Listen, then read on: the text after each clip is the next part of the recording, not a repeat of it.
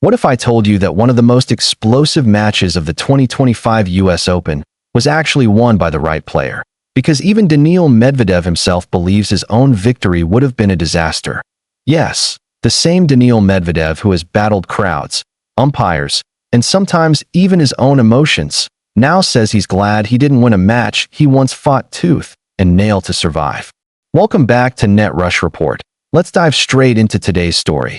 Daniil Medvedev has never been a stranger to controversy at the US Open. The man loves New York. New York loves him back.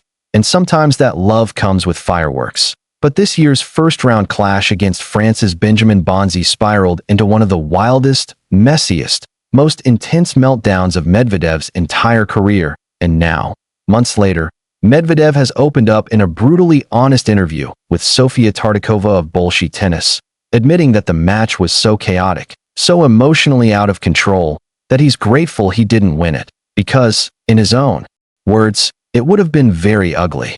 Let's rewind to that night at Flushing Meadows. Medvedev walked on court as the former world number one, the 2021 US Open champion, and a favorite to make a deep run. But almost instantly, things went sideways. Benjamin Bonzi came out firing.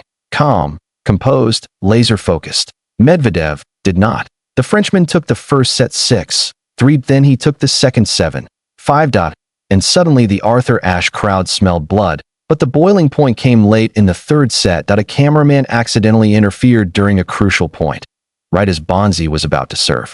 Instead of calling a let, the chair umpire awarded Bonzi a first serve, a decision Medvedev instantly branded as absurd, unfair, even unacceptable. Medvedev lost it. He stormed toward the umpire's chair, pointing, shouting, demanding an explanation. He turned to the crowd and encouraged them to boo the official. And of course, in New York, that invitation is basically a green light for chaos. The stadium erupted, the match halted, and Bonzi, who had been completely locked in, suddenly found himself thrown into a circus. What happened next? Medvedev, fueled by adrenaline, anger, and noise, actually stole the third set in a tiebreak, 7-6-5.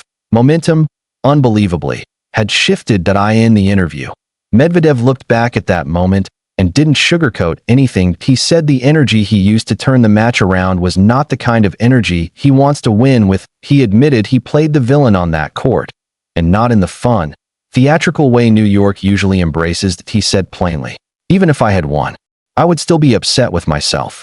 Because stealing a match by pushing the atmosphere into chaos, by rattling an opponent through theatrics, by turning the crowd into a weapon, Medvedev said that kind of win would have felt like a stain, not a triumph. When Bonzi reset himself, regrouped, and eventually won the fifth set 6-4. Medvedev said he actually felt something unexpected. Relief. Not relief that he lost. He's far too competitive for that. But relief that the situation didn't escalate even further. He even joked that if he had completed the comeback, the storyline would have been a mess.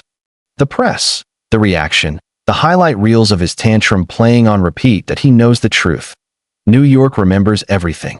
The most ironic part, right after losing his cool, Medvedev played one of the best sets of tennis he had played all season. A ruthless 6-0 fourth set that left Bonzi stunned and the crowd buzzing. It looked like the comeback was inevitable. Momentum was on the Russian's side.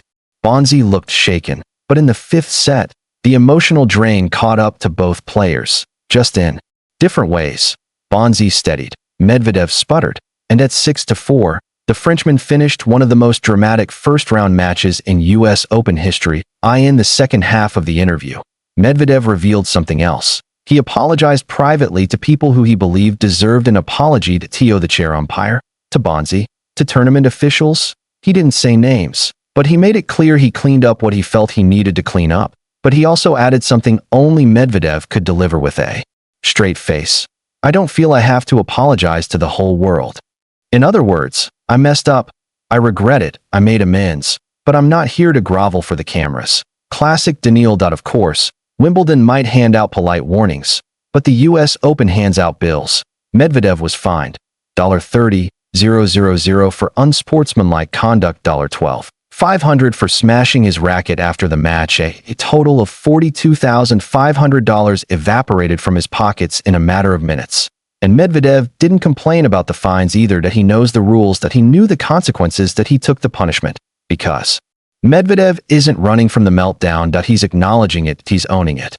And in the most Daniil way possible, he's turning it into a lesson without pretending to be someone he isn't. He said the match taught him a lot about how quickly things can spiral, how the crowd can influence a player, how emotions can override logic, and how even a champion can lose himself in the moment. But most importantly, he said the chaos reminded him that not every comeback is a victory. Sometimes the moral win is not winning at all. And that's the latest from the world of tennis drama, straight from the heart of Daniil Medvedev himself. If you enjoyed this deep dive into the 2025 US Open controversy, make sure to hit that like button, subscribe to Net Rush Report, and stay tuned for more explosive tennis stories, emotional confessions, and behind-the-scenes moments from your favorite players. Thanks for watching, and we'll see you in the next one.